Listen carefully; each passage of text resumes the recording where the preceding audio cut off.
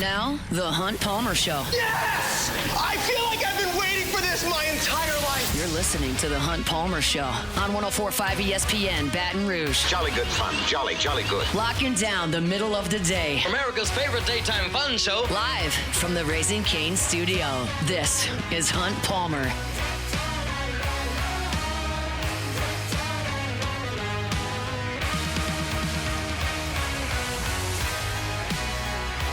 Welcome in. Hunt Palmer coming to you from the Raising Cane studio downtown in the capital city on this Tuesday. Hope that work week's off to a good start. Appreciate you hanging out with us on 104.5 ESPN Baton Rouge. Got Jordan Kitchens, Cassie Spazzali back there on the ones and twos, and plenty to do over the next couple of hours. Sharief Ishaq moving up a little bit. We'll talk to him in 15 minutes. It's been a busy 24 hours for the New Orleans Saints. What's to come? Talk about what has happened with Sharief. I'll give you some thoughts on what may be to come later on in hour number 2. Glen West talking Tigers at 1:30. We'll talk a little bit about LSU baseball as they get ready to play Creighton tonight at the box at 6:30. So lots and lots to do. Let's crank things up with our opening drive. Welcome to the big league. It's time for Hunt's Opening Drive. Presented by Fabry Chevrolet GMC in St. Francisville. How about this? This is just I'm exercising my right as the show host to inject a little bit of positivity here with LSU baseball.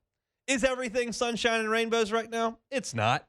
Can you look up some really depressing numbers about the way LSU is played? You can. Am I going to do that in this segment right here? I'm not. I'm going to start with a smile on my face and some real positive information. And you might say, well, Hunt, where are you going to find that positive information? They've lost 4 out of 5 games. They can't beat Northeastern. They can't beat Louisiana Lafayette. They can't beat Sacramento State. Where could you possibly find this positive information? Well, I can, because Jake Brown has been incredible.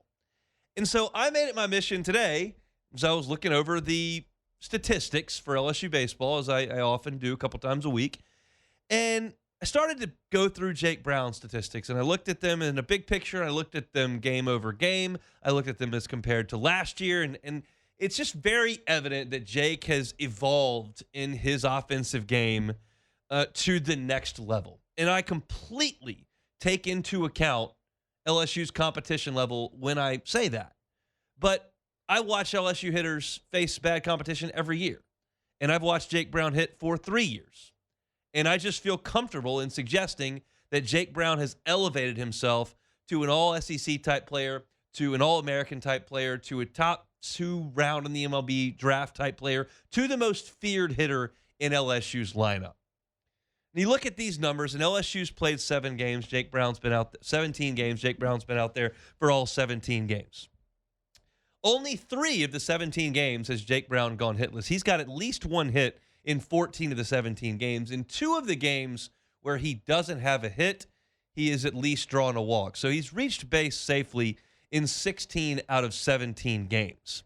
For perspective, those 3 hitless games that he has this year in 17 games, that matches his multi-home run game total.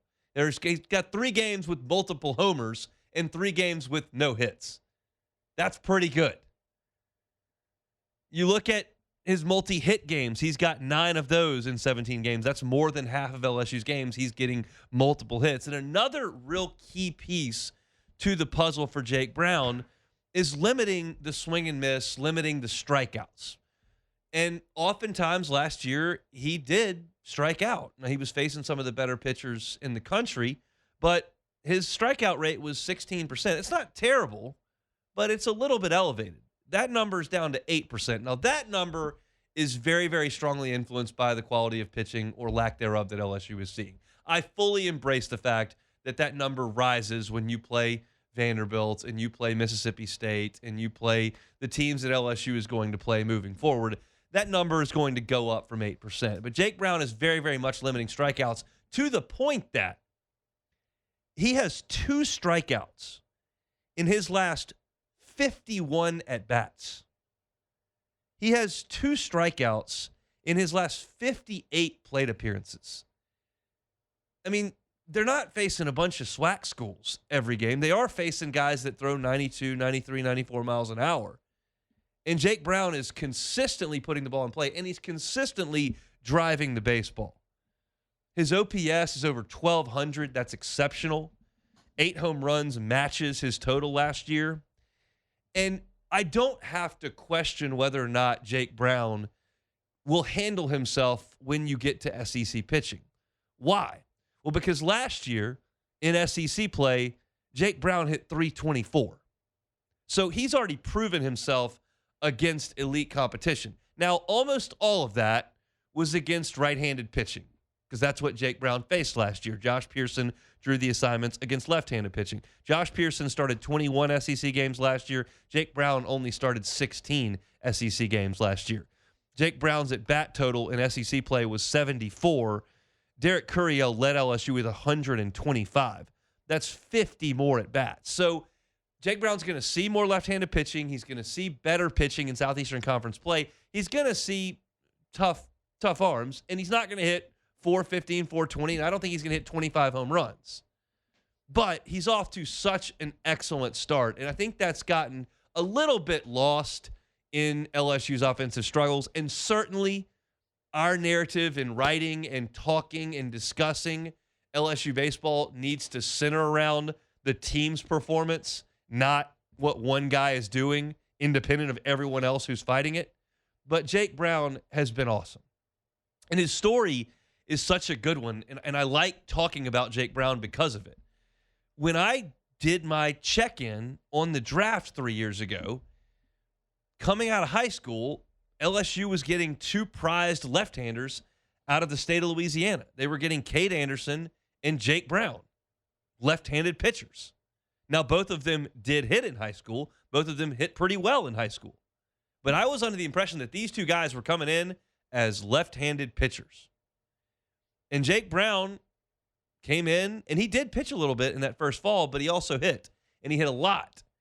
And I could tell that it was a more impactful offensive effort than I had even noticed in the fall, because LSU came out with their fall report, and Kendall Rogers was glowing about Jake Brown on D1 baseball. And I know that when they put those together, and this is not a secret, Joe Healy said this many times, when they put together those fall reports, they just talked to the head coach. And so you know that when you read that the head coach was very impressed with Jake Brown offensively. And he wrestled his way into the starting lineup a lot late in his freshman season. Now, the numbers were not awesome. For a lot of SEC play, he was hitting below 200. But the athleticism was so good, and the upside was so much, and that team was really struggling to find its way. Of course, that's the team that started 3-12 in league play, that Jay Johnson just felt like that was a guy that needed to get out there. And he fought his way through it. But last year, he blossomed into a more complete offensive player. For the season, Jake Brown hit 320. He hit 8 homers. But his best work was done in league play, where his batting average was better than that, and he had 6 home runs. And so now you've got a centerpiece of this offense. You've got Jake Brown as the threat, the power threat, the slugging threat, the left-handed feared bat. He's that. And then you've got Curiel, who needs to be a table setter. And the rest of the pieces just have to fit in around that. You want to split Brown and Curiel and put Milam or York or one of these other guys, maybe Stanfield when he gets back, between them, you can. You just want to hit those guys first because you want those to be the first 2 guys an opposing pitcher's got to see. You can do that. Jay Johnson loved putting Dylan Cruz in the leadoff spot. This is the guy you got to deal with first. Have at it. Rest of the guys have got to come around behind him. We know that. But Jake Brown statistically has just been remarkable in the pre-conference. And now it's his job to carry that into league play. He led LSU in steals last year. He leads LSU in steals this year. He brings a little bit of that to the table. If he could just clean up his throws into the infield, which have cost him 2 errors in the last 2 weeks, then he's a complete guy. And he's a guy that I could absolutely see going in the first round of the draft next year. Jake Brown hits 375 with 17 home runs. He's going to be a first-round pick. He'll be an All-American. He'll be what a great LSU player ultimately can be. And I wasn't saying that was a slam dunk in January, because you have to watch him hit a little bit off left-handed pitching, which he's done a better job of, and you got to watch him develop into a complete hitter. And I think the coolest thing about that 3 home run game on Friday was the first one was to left field.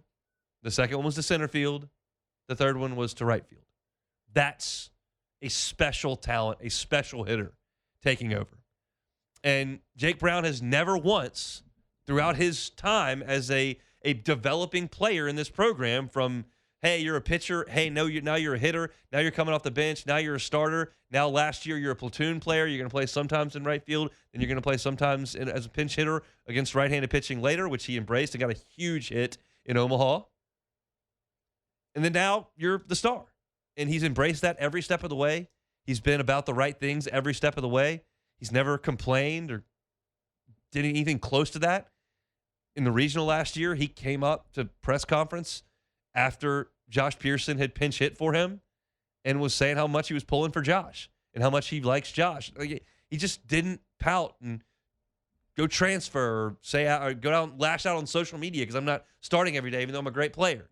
He just embraced his role. It's part of the culture of LSU baseball, part of what Jay Johnson has instilled here, and it's a huge credit to Jake Brown. And it's all paying off this year as he's off to a phenomenal start. And the rest of the guys have got to come along with him, but LSU's got its dude in the middle of this lineup. That is Jake Brown. I very much enjoyed diving through his statistics earlier today, and you can go check that out at LouisianaSports.net. Got a story up on the homepage right there, just talking about and listen through the numbers of all the great stuff that Jake has done to this point. I expect a lot more of the same as you move into SEC play from the guy who's been the best hitter on LSU's lineup for 4 weeks. All right, that's off and running here on this Tuesday. Step aside. Sharief, Ishaq on a busy happenstance with the Saints yesterday in free agency and what may be to come. We'll do all that next. The Hunt Palmer Show. Lifetime Roofing, lifetimeroofingla.com, lifetimeroofingla.com. Getting a new roof put on can be an intimidating process because they can be expensive. Financing's available. Lifetime Roofing has that for you. 0% up to 18 months. Same as cash, up to 18 months. So if you need to buy a new roof because you're about to sell your home and don't feel like the roof that's currently there is in the best shape to get the best amount of money for your home, Lifetime Roofing can help you out with that. If you'd like to finance your deductible, you have had some sort of event and you do qualify to file a claim, and you got a sizable deductible, maybe it's 2%, they can handle that as well over at Lifetime Roofing. And as of January 1st, as I've told you every single day, they can offer a lifetime warranty on the workmanship and the materials, which are backed by CertainTeed, one of the oldest and most trusted names in building materials. Lifetime Roofing, lifetime workmanship warranty. Check them out at lifetimeroofingla.com. That's lifetimeroofingla.com. You're listening to The Hunt Palmer Show on 104.5 ESPN, Baton Rouge.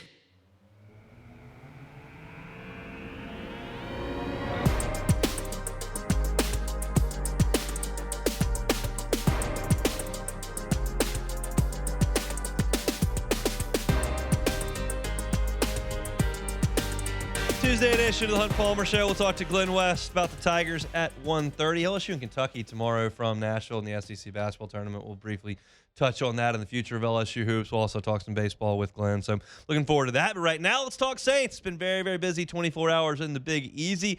Sharief Ishaq covers the black and gold for WDSU. He's with us on Tuesdays. Sharief, how we doing? Good, man. Good start so far for the Saints. I'm sure the city's feeling great. It has been. Let's get to that. Let's first start with the subtractions, then we'll get to the additions. Obviously, DeMario Davis and Alontae Taylor moving away from New Orleans. They both land in new spots. DeMario Davis with the Jets, Alontae Taylor with the Titans. What does that mean for the Saints' defense? Well, it means that they obviously need to replace a massive leader and great player in DeMario Davis, who has done it at a very high level for 8+ seasons for the New Orleans Saints, missing only 2 games, and an amazing leader in the locker room, amazing leader off the field in the community. That's a lot. That's a lot to replace, man. It truly is a lot to replace a great person, great human, and a great player in DeMario Davis, his wife, as well as his foundation. Alontae Taylor, I think they weren't going to ever pay $20 million for Alontae Taylor. I mean, let's just go ahead and say that. I just think they needed to go in a different direction for what Brandon Staley's defense implements. I just don't think that's a fit. And I think that, they're going to have to address that slot star position in some form or fashion, whether it's in the draft or here in free agency. I think that they're going to have a chance to do that. I mean, they're sitting very pretty in a way to be able to replace both of those guys. So let's look to the offense. That's where they started to make some significant additions. You saw an addition at left guard. You saw an addition at running back. Where do you – and you also saw one at tight end yesterday with Fant after we were off the air. So how do you feel the Saints addressed offense yesterday in the first day of free agency? It was very smart. They're building around Tyler Shuck while they have him on a rookie contract. You have the ability to spend that money, which is a great thing. And you start by solidifying, like I told you, for many weeks, they need to start with guard, and David Edwards is the first names we discussed on the show. You got to bring in a guard that is, played in a similar type of offense with a quarterback who could scramble and get open and make some throws happen in Josh Allen. So it translates well to the Saints offense. So this works. It works. And David Edwards has been very, very solid throughout his entire career in terms of run blocking and pass blocking. So they get exactly what they need, the top guard in free agency. And that was a brilliant move by Mickey Loomis in the front office to make sure they solidify that offensive line. I still personally don't think they're done along that offensive line. They need another guard, whether in free agency or draft. They have to continue building on the depth there. They need some more pieces along that offensive line. And then you go to Travis Etienne. Some people are going to like it. Some people aren't going to like it. That just tells you that they weren't going to, unfortunately, get Jeremiah Love. So that was a move that needed to happen, a guy who could catch it out of the backfield and run it. And he could also block. And another very good thing about him is he can run out of the shotgun, something they've been missing for years. And this offense likes to run the zone read out of the shotgun. So those two moves, I think, really kick things off. And I continue to say they're not done yet. But to bring those two pieces on first just shows you that the Saints are serious about building around Tyler Shuck. And it's a much different conversation than we have in previous years where they're usually just, shopping on the clearance rack. Now they're shopping on the legit rack and buying off and getting these players the right way. What does the contract restructure and the signing of Travis Etienne mean for Alvin Kamara? That's going to be that contract thing was such a tricky situation. Everyone was trying to figure out for a few days how it was going to work. It's one of two things, huh? He becomes a 2 or 3, or it's it. And I know he said he'd rather drink pina colada somewhere than play with another team. So to me, it's either he plays on the contract, the minimum pretty much, or he's going to retire. And knowing Alvin, he doesn't want to play anywhere else. He has said that many a time. Of the main veterans, he is the one that has said it. I do not want to play anywhere else. I'd much rather just retire. I just find that a little bit hard to believe. I understand that he said that, and I understand that that would be going on his word, but I don't know if you can always understand what the circumstances are going to be. So I guess the question would be for me to ask to you is, do you believe the Saints are making moves in case Alvin Kamara retires, or the Saints are making moves to better their team and it may force Alvin Kamara into retirement? I truly think they're making moves to better the team. Okay. I'm not saying that they're trying to push him to retirement. They see a window, and now they're going to see that window for years was sealed shut. Now it's open again. So now they have the money to finagle and make some moves and improve this team and get younger. For many years, people have been kicking and screaming, this team needs to get younger. This team needs to get younger in a lot of important positions. And now they are doing that. And if it pushes him out of the door, that's just the business of it. It's unfortunate, but his production has certainly dipped off in the last few years. And now they have to look toward the future at running back. They need somebody who can be productive on the ground and through the air. And that's why that Travis move was made yesterday. And it's just it opens the door for so many possibilities. I think if he would love to stay on, and he is the number 3 or 2 or 3 running back, I think they'd be fine with it. But they don't think that they're not done addressing that position. Whether I think in the draft, late in the draft, 2nd or 3rd round, 4th round, they may still go out there and get another running back, and they could be in a situation where Jeremiah Love may still be on the board. By the way, but I doubt it. I don't think they would do it. But they still need to address that position one more time. What do you think about the rest of free agency? Maybe player specific, maybe position specific. What do you think the Saints are looking at over the next 48 hours or so? I really have thought that they were going to be in on Devin Lloyd, and then the Panthers swooped in and got him. So they're put in a typical situation at linebacker. So that might be a position that they can look at number 8, which we talked about last week with Sonny Styles. Yeah. I feel like he's going to move back a little bit now because somebody's going to essentially get Jeremiah Love in a top 6, 7. But they need to address that position. They desperately need somebody they can count on. Stutzman, rookie last year. Pete Werner, you still need to see more from both of those guys. So that's another position. Another edge rusher, and I think they would need to obviously address the slot corner position. I think the edge and slot are one of the 2 positions I think they can dip into free agency and make that work. Now, Cam Jordan, I'm not counting Cam Jordan. They still need to get another defensive end, even if they bring Cam Jordan back. Yeah, and the Saints have like 2.5 hours to get Cam Jordan agreed to a contract, or else that dead money hits, and it doesn't sound like that's going to happen. So the question is, do they take the dead money hit and then sign him, or do they see if they move in a different direction? I think that's an interesting deal. So now, as you look at where they were aggressive early in free agency, what's the most likely scenario with that draft pick? Is it wide receiver? Is it Sonny Styles at linebacker? Is it trying to find an edge rush? Like, what's the most likely now that you know where they've gone in free agency? And I guess one of those pieces being a running back obviously reshapes that conversation. Look, Hunt, they're in a very good spot there at number 8. A lot of these players are going to fall back to them. You know, you have a Carnell Tate situation at Ohio State. You know they love Ohio State. They stay there and go to defense. If Sonny Styles is there, or Caleb Downs, one of those 3 Ohio State players could be a true impact player on either side of the ball.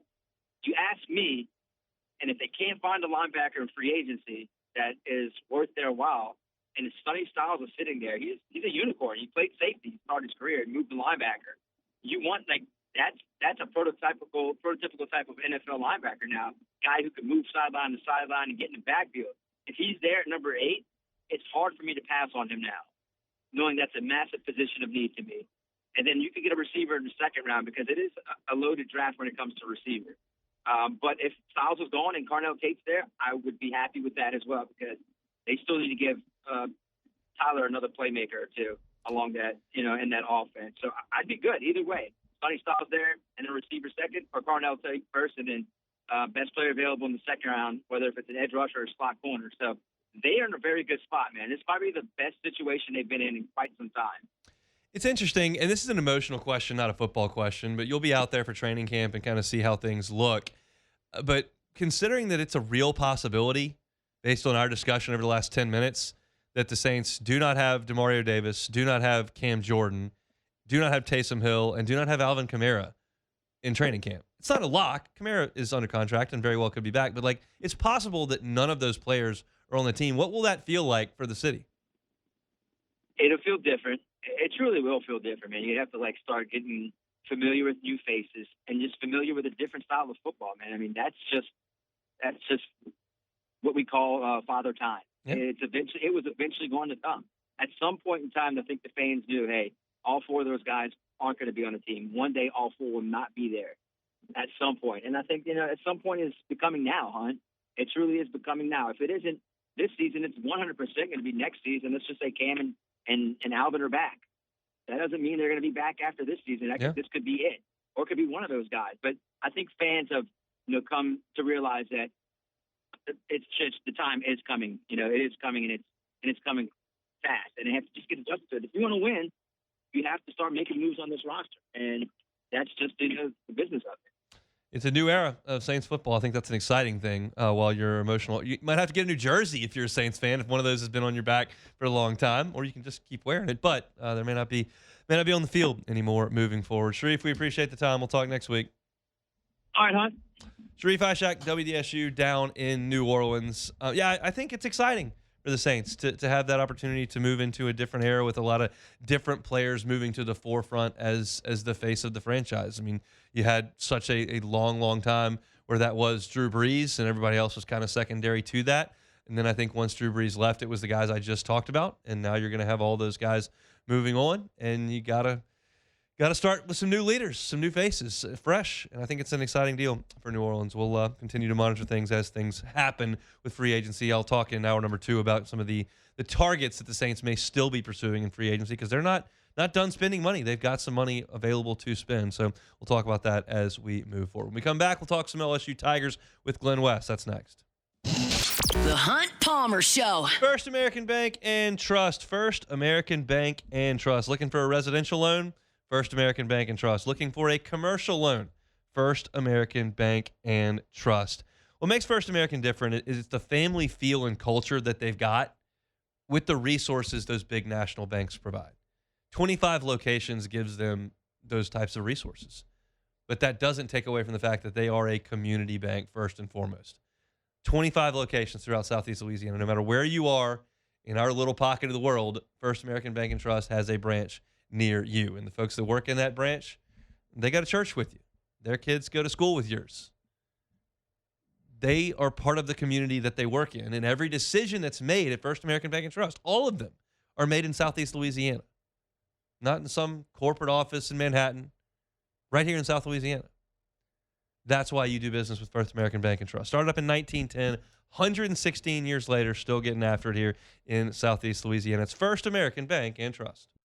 This is The Hunt Palmer Show on 104.5 ESPN, Baton Rouge.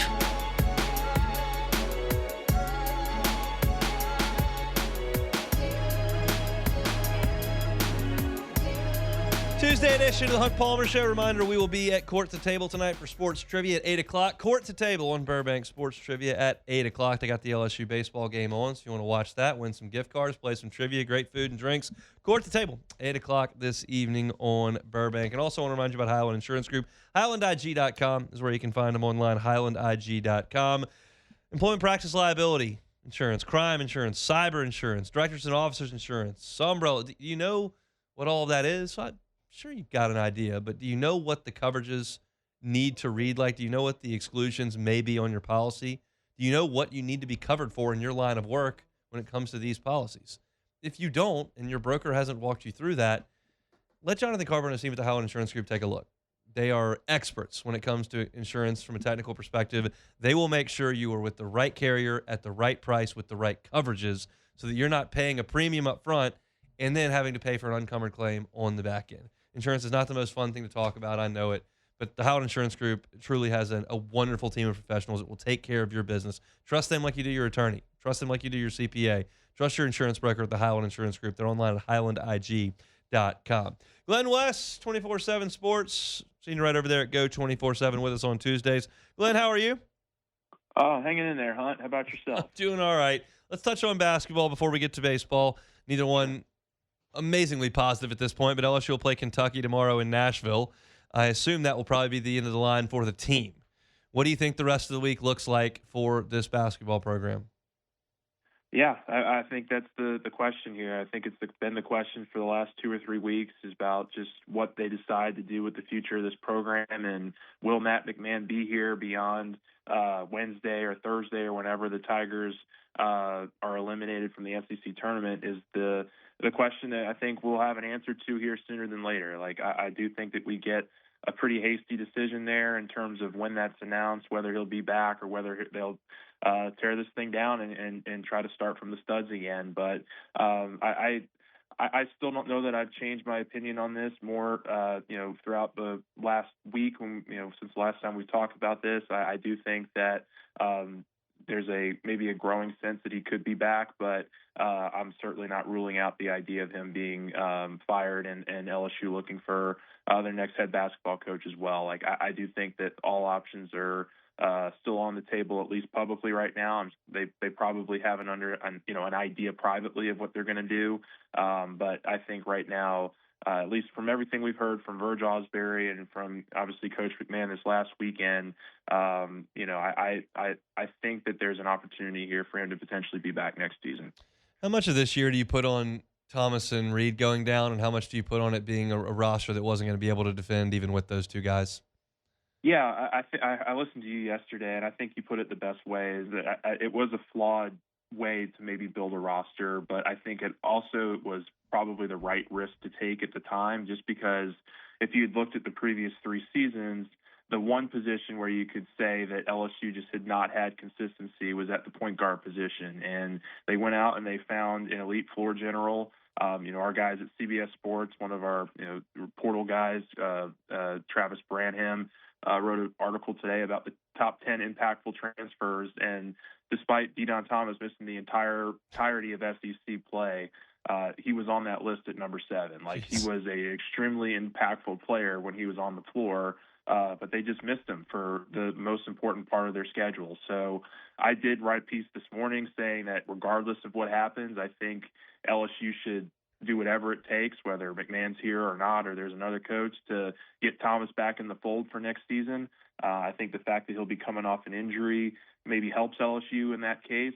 But, I think that it was a massive blow to lose him. And, you feel awful for Jalen Reed and what he had to go through in November. But I do think that maybe that was one they could have overcome. The Thomas injury, when that happened, there was just no way that this team was going to be able to stay competitive. And I think that points to what you mentioned yesterday, was that it was just a flawed design in terms of, how many other players could you possibly expect to impact the team in a way that he could, and if he missed time, how that would negatively affect the team. And we've seen it here over the last 8-9 weeks. We'll move to baseball, but I do think I haven't even considered this, that like as little as LSU fans are invested in November and December basketball, there's probably a sizable portion of the fan base that just never even saw De'Don Thomas play. If you weren't locked in to when they were beating SWAC teams by 40 in November, like you really didn't even see him, and then he got hurt before you started watching. Like that's just it is a bummer, no question about that. All right, speaking of bummers, baseball struggling. What is the most noteworthy cause of the struggles to this point in your estimation? Yeah, I think probably the quote that's just kind of stuck with me the last couple of days after listening to a lot of Jay's press conferences here over the weekend is that far more good is happening when we don't swing than when we do swing. And I think that just points to a crux of the issue here, that LSU is just really struggling to make good contact with the ball right now. And until that changes, they are going to have to try to find ways to draw longer at bats and get more free passes and just put more pressure on the bases, because they just have not been doing that here recently. I got the numbers pulled up here. They've only walked more than 3 times once in the last 4 games. They had made it a habit to do that 6, 7, 8 times. Sometimes 10 or 14 times early in the first couple weeks of the season. So when you're just putting that much pressure on the bases, it just makes it a lot more easier for you to consistently get in scoring position, and they just haven't done that a whole lot here offensively. I do think that there are still some concerns about what this bullpen might look like. I think Ethan Plog is a guy that was maybe a positive for you this last weekend, but Gavin Guidry came out and had a 3-walk day and really struggled. I think this weekend he's obviously somebody that Jay is never going to lose faith in, and I don't mean to assume that they are going to lose faith in him, but they got to get more consistency out of him. They got to get more consistency out of Devin Sheeran. There's a lot going on right now, but I think the crux of the issues to me really lie with this offense and just the type of at-bats they're taking. And Jay Johnson really does seem to think it's a mental thing. Like, he doesn't have much concern about these guys' ability. It's just that now they've gotten themselves into this funk offensively. Who's going to be the one to kind of help dig themselves out of it? Those are the questions that I think are going to be answered here over the next several games. In the 4 losses last week, they were outscored 16-0 in the first 3 innings, and it's just a very difficult way to start a game when you're in a slump and then all of a sudden you're behind again. It's got to be. We've been in the ballpark. I was in Lafayette. We've been at the box. You can just sense the tension when LSU is hitting, and I think there is a mental aspect of that for sure. Is there a player or two that is in the platoon system that you want to see more consistently in the lineup? I mean, that you've got your pillar guys, but they're moving things around at second, moving things around at third, moving things around in left, moving things around at DH, and they're playing 2 catchers. Like, do you like the amount of guys that are getting at bats? Would you like to see that pared down a little bit? I just don't think you can pare it down right now until somebody shows you some consistency there. Like, I think you have to keep throwing stuff at the wall until somebody kind of earns their spot here. And, for 2 weeks of the season, that guy was Seth Dardar for me, but He's struggled a lot. I mean, outside of really Derek Curiel and Jake Brown, there's just been a lot of inconsistency across the rest of this order. And so I don't think it's wrong that LSU's trying, Jack Ruckert out at second and seeing if he can't just get on base a couple times, draw a couple free passes, put a couple balls in play. I like the fact that they're trying Omar Cerner at DH, and then you also see him at first base every once in a while. Like, I just think you have to keep trying to figure stuff out. Braden Simpson's another guy who's been kind of in and out of the lineup, but I think can put together quality at bats for you. It's just all of this is happening at the same time. Like, there's so many guys that are struggling at the same time that I think it's kind of thrown the offense through a loop here, and they just got to figure out a way collectively to try to dig themselves out of it. And, I think more so than anything, it's mental with this group right now. I really don't think it has anything to do with their ability. I think that they have some talented hitters on this team, and it's just taken a lot longer than maybe Jay Johnson expected and these players expected to kind of dig themselves out of it. How important is this weekend in Nashville? It's extremely important because, you're going up against a Vanderbilt team that's also kind of struggling right now. They're particularly struggling on the mound, which is a little uncharacteristic for Vanderbilt, but they've got to build some momentum here. And I think, tonight against Creighton will be a great opportunity to do that. But yeah, you've certainly got to build some momentum here this weekend against Vandy. This was a very alarming week, but I think it's not one that you can't move past and dig yourself out of, because there are guys on this team who have contributed to major success. And, I think a big piece here that we maybe haven't touched on yet, but Chris Stanfield could certainly be back in the fold for you, hopefully this weekend in some capacity. You get him back as a veteran piece, that might help you a little bit, but they have a lot of guys who have been there, done that. And I just think it's just taken them a little bit longer to dig out of it. But once they do, I think that they should be all right. Glenn, we appreciate the time. We'll talk next week. All right. Thanks, Hunt. Glen West, senior writer, Go 24/7, covering the Tigers. Looking for team coverage, recruiting coverage. They got you covered over there at Go 24/7. Bruce Feldman did something interesting at The Athletic. He talked to 30 college football coaches, both head coaches and assistant coaches, and asked them if Lane Kiffin would win a national championship at LSU. And one aspect of the answers that we got, I think, is particularly interesting to me. So we'll come back and close out the hour with some of these anonymous quotes on LSU's head football coach that Bruce Feldman collected in The Athletic. That's next.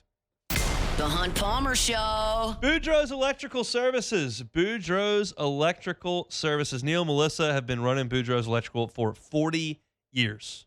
40 years. If you're looking for that home standby generator from the folks at Generac, go to Boudreaux's Electrical. You're going to get a local full-time employee from Boudreaux's Electrical that's going to come in, set up, and then install that generator at your house. And then the folks at Boudreaux's Electrical will monitor that generator. And if there need to be maintenance work done on it, they'll handle that as well. There are a lot of places you can buy a Generac home standby generator. A lot of places. But what kind of customer service are you going to get after you make that purchase? That's the difference when you go with a family-owned and operated local company like Boudreaux's Electrical. You look at the top 5 Generac dealers in the state, you're going to see some big national companies that are selling them. Boudreaux's Electrical is the only local one. Go with Neil and Melissa, go with Boudreaux's Electrical, and make sure that your power is always on, whether it's storm season, whether it's winter season, whether it's just one of those aggravating afternoon power outages. Give yourself the peace of mind with a Generac home standby generator from the folks at Boudreaux's Electrical. Give them a call, 985-397-1562, 985-397-1562, or the Gonzales location, 225-300-9389. You're listening to The Hunt Palmer Show on 104.5 ESPN, Baton Rouge.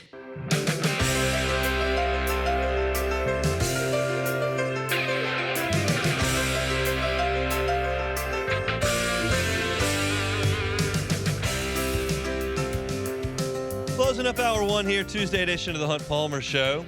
Reminder from our friends over at Ochsner, it's Colon Cancer Awareness Month. Why is that important? Well, colon cancer is a common cancer, but it's preventable and treatable when it's caught early, and screening can detect precancerous polyps before they even turn into cancer. So who needs to get screened? Well, adults beginning at age 45 need to start that process. And anybody that's got family history of colon cancer may need to start a little bit earlier than that. If you've got persistent abdominal pain, bleeding, changes in bowel habits, don't delay care. Even if you feel like you're healthy, screening is very, very important. Colonoscopy is the golden standard here in terms of screening options. If you're at a low risk, then maybe some at-home tests can be an option. But talk with your provider. That's important. They can help determine the best choice. Look, it's about your personal risk. Schedule an appointment at Ochsner.org/schedule or through the My Ochsner app. That's Ochsner.org/schedule. It is Colon Cancer Awareness Month.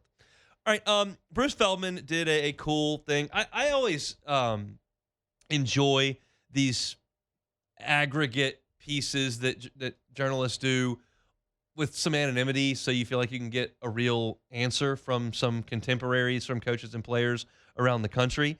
And Bruce Feldman did it about Lane Kiffin and LSU. And the question was, will Lane Kiffin win a championship at LSU? And it's all anonymous, and that may make some of you kind of take it with a grain of salt, but I think it's interesting. So here are some quotes that Bruce Feldman got. This is from an SEC head coach. He's got a lot of money, and he's the only school in the state that has a logo like they do, and they've always found a way to win. I'm not saying you can hire a schmuck, but that's one of the easier jobs to win a national title at, in my opinion. There's another quote, this one from an SEC assistant. I think he'll have every resource he ever wanted and desired and complained he did not get at Ole Miss. He'll have that at his beck and call. It won't be for lack of resources. In today's world, I think he's always been on the front end of the portal. It won't be for lack of resources if he doesn't get it done. So you're hearing the same things that we always know, that LSU's got this advantage being in the state and having the backing of Louisiana with no competition for the homegrown players and all that. Here's what a MAC coach had to say. Combine how good a coach he is, love him or hate him, and now he's at a place that has all the resources to do it. Yes, he'll win. Then you got an AAC assistant. What Lane has done really well is learn from his previous experiences. He knows what truly matters, and that's getting good players in a good scheme, and I think he's leaving Charlie alone enough to do his thing. That's all very, very common stuff. LSU's got a lot of money. LSU's got a lot of history. LSU's got recruiting advantages. LSU's got Louisiana. Other coaches have done it. Like, that's all pretty vanilla stuff. This is where it starts to get a little bit more interesting. This is about this team specifically. A Big Ten assistant said, if he gets the right quarterback, I think he'll win one. But I don't believe in the Levitt kid, to be honest. He gets too emotional and makes too many mistakes. He actually reminds me of Matt Corral. Well, that's interesting because obviously Kiffin coached Matt Corral. So there's a demerit for Sam Levitt. A Big 12 assistant. With the resources they have there and how much money they're spending now, he should win one. But I get the feeling he won't. It's Lane. He can be his own worst enemy, and he has a hard time staying out of his own way. That part ain't changed. This is another assistant, this time from the Big Ten. Same type deal. I think he'll find a way to get in his own way. He's a really good coach, but he'll find a way to stir up drama. And you can say that doesn't affect college kids, but it definitely does. And it also affects coaches. And also the way he got there, we believe that you were this reformed new man at Ole Miss, but you just showed us that you're just still the same old Lane Kiffin, just skinnier and tanner. I think there's a lack of tolerance, so you better be really, really good, or it could get loud quick. There's the doubt about Lane Kiffin's personality. And that's something we don't know a lot about in Baton Rouge. And you can ask the folks in Oxford, and you'll probably get a biased response, but that's the part of this thing that we haven't gotten into at LSU. You're in the honeymoon phase. No one's lost a game. He's aggressively going in the portal. The social media stuff's really cute, but people outside of Baton Rouge look at that with a little bit of a negative perspective. And then you've got the people who just straight up don't like Lane Kiffin. And here's an AAC head coach. God, I hope not, but there's no reason why he shouldn't, so I'll say yes. So that's a guy who doesn't like Lane Kiffin at all. A Mountain West head coach said, I hope he doesn't. I was actually rooting for Ole Miss to win after he left. He's a good coach, but I'll say no because I can't imagine leaving my team like that in the playoff. Last one, a Big 12 assistant. I think LSU is the best job in America. I'm not betting against LSU. I think what LSU is going to endure here, and it's not new because it happened in basketball 5 years ago. You're going to wear the black hat here. LSU is not going to be anybody's favorite place, and that's okay. I don't think any LSU fan is going to lose any sleep over that. I'm not suggesting that they will. I'm just suggesting that it's going to be the case. There are a lot of people at this point who don't like what Lane Kiffin did, don't like Lane Kiffin the way that he has acted. There was a big thought that Lane Kiffin had turned over a new leaf in Oxford, and everybody's ready to say that was ridiculous. How you perceive that, I don't really care. And me personally, I don't really care. I want Lane Kiffin to recruit really well. score a lot of points, and win a lot of games. If he does the things that he does he did at Ole Miss and won 50 games in 5 years and would have qualified for 3 of the last 4 playoffs if they were 12 team and did qualify for the last one and had a team good enough to go to the Final Four, like that's all I really care about. I don't care what he tweets. I don't care what the Mountain West coach has to say about him or the Big 12 assistant or the Big 10 coach. None of that matters. But I'm just telling you that people around the country are going to root against LSU. You're not going to be a darling here. You're going to be the black sheep because the coach did some things that people don't necessarily like. And I think that is what you garner out of that. The most substantive thing is probably that somebody had a negative thing to say there about Sam Levin's temperament. We'll see. It's different set of circumstances, different spot here, and he hadn't been coached by Lane Kiffin before, which generally puts quarterbacks in a really good spot to succeed. But LSU is going to be a lightning rod, y'all. College Game Day is going to show up in Oxford. You're going to be in prime time. You're going to be appointment television. You will be a big ticket item in the course of college football. I don't know if that'll be for the reasons that everybody's pulling for you. Not going to be as precious a story as Kurt Cignetti in Indiana. But again, it just doesn't matter if you win, and that's the point. Doesn't matter if you spend $95 million on a coach, $40 million on a roster. Like, all that stuff resolves itself. You win football games, and that's Lane Kiffin's task here. He's done it at his first 2 head coaching stops post-Alabama. We'll see if he can get it done in number 3. The majority of the coaches they polled seem to think that he will. That'll make it all worth it. It'll all be fine. You go out there, go 11-1, get in the playoff, and win a national championship. Nobody will remember any tweets. Nobody will remember any hot yoga or weight loss stuff, awkward chancellor, athletic director interactions in Oxford. All that'll be past. Just be national championship winning coach. We'll see if it happens. Tuesday edition Hunt Palmer Show right here on 104.5 ESPN Baton Rouge. A lot to do in hour number 2. I want to preview LSU and Creighton. What do the Saints still need in free agency? We'll get into a little bit of that as well. That's some wild stats about LSU's losing streak in baseball, so we'll do some of that. If you missed any of the first hour, catch it on demand wherever you find your sound. Kind of highlighted Jake Brown's phenomenal start to the season early on in the show. We talked to Sharief, Ishaq about the Saints, talked to Glen West about the Tigers. You can catch that wherever you find your sound at Hunt Palmer Show. We'll pause for Sports Center national headlines, come back, get you ready for LSU and Creighton. That's next. The Hunt Palmer Show. Fabry Chevrolet GMC, Highway 61 in St. Francisville, under new ownership as of October the 1st, but not new to Baton Rouge. Fabry family's been in action in Baton Rouge for 35 years. 3 locations, 5 brands, awesome people. They're going to give you a great customer experience, great buying experience, service after the sale. And oh, by the way, the deal's pretty good. They're still having incredible deals on trucks over at Fabry Chevrolet GMC. If you're looking for a Chevy Silverado, you're a Chevy guy, Chevy gal, up to $11,000 off MSRP or 1.9 APR financing.